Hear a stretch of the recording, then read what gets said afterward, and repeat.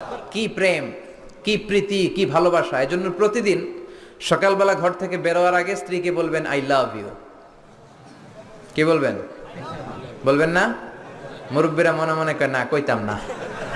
বললেন বললে ভালোবাসা বাড়াই দিবে কে? স্ত্রীর প্রশংসা করবেন। নারীরা প্রশংসা শুনতে চায়। আপনি 1000 টাকা দিয়ে যেটা করতে পারবেন না, যদি বলেন তোমার রান্না মজা হয়েছে, তুমি অনেক সুন্দরী, দেখবেন সব কাজ পানির মতো সহজ। যা বলবেন তাই করতেছে, ঠিক কি না? যে সবাই মাথা নাড়ায়, মানে কমন পড়ছে।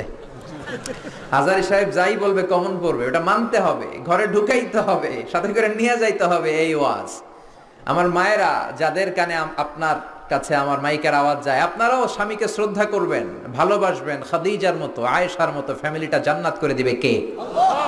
মনে রাখবেন, আপনার বিবি চায় আপনার মুখ থেকে একটু প্রশংসা শুনতে। আপনার জন্য সাজগুজ করে, লিপস্টিক দেয়, চুলে বেনি পড়ে, সুন্দর শাড়ি পরে। সে চায় আপনার সাথে খুব সুন্দর একটা আচরণ করতে, আপনার কাছ থেকে চমৎকার আচরণ পেতে। কিন্তু একদিন আপনি বলেন না তোমার সুন্দর লাগে। এখন আপনার জায়গায় যদি আরেকজন বলে ভাবি আপনার সুন্দর লাগে, ভেজাল আছে না নাই? কথা বুঝার চেষ্টা করবেন। যেটা বলবেন আপনি, আপনার বিবি, মোহর দিয়ে আপনি তাকে রাজকুমারী করে ঘরে আনলেন, একদিনও বললেন না তুমি সুন্দরী, তুমি অনন্যা, তুমি সুস্নিগ্ধা, তুমি সুহাসিনী, সুকেশিনী, অসূর্যম পর্ষা, মেঘ কালো কেশ, কাজল কালো চুল, হরিণের মতো ডাগর ডাগর তোমার দুটি চোখ। একদিন আপনি বললেন না। বলে আপনার ছোট ভাই, ভাবি তোমার যে যা লাগতাছে, ভেজাল আছে না নাই? এজন্য আপনার বলা দরকার, আপনিই বললেন। বলবেন তো? প্রশংসা করতে রাজি আছেন? ওয়াজ শুনে এক লোক খুব মোটিভেটেড হয়েছে, খুবই বেশি ইনফ্লুয়েন্সড হয়েছে যে আজারি সাহেব বলছে প্রশংসা করতেই হবে। তো ওয়াজ শুনে বাড়িতে যাওয়ার পরে এই গল্পটা করে আমি তাফসীর শুরু করব। বাড়িতে যাওয়ার পরে খাবার খেতে শুরু করেছে, গরুর গোশত দিয়ে খাচ্ছে। বিবিও ডাইনিং টেবিলে বসে ভাত দেয়, গোশত দেয়, হাজবেন্ডও খায় আর মিট মিট হাসে। বিবি বলে, এই রাত বাজে 12টা, ওয়াজ শুনে আসছো ভালো কথা, খাইতেছো, হাসো কেন? হাসো কেন? খবরদার বউয়ের সামনে কখনো মিটি মিটি হাসবেন না, ভেজাল আছে। হাসো কেন?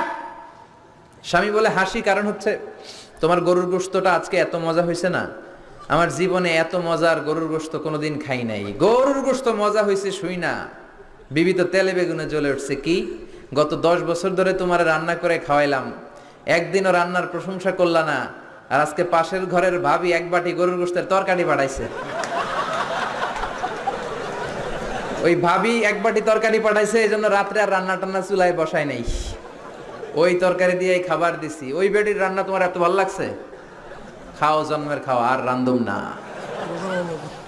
এরকম করলে কিন্তু রোজা রাখা লাগবে, ঠিক কিনা?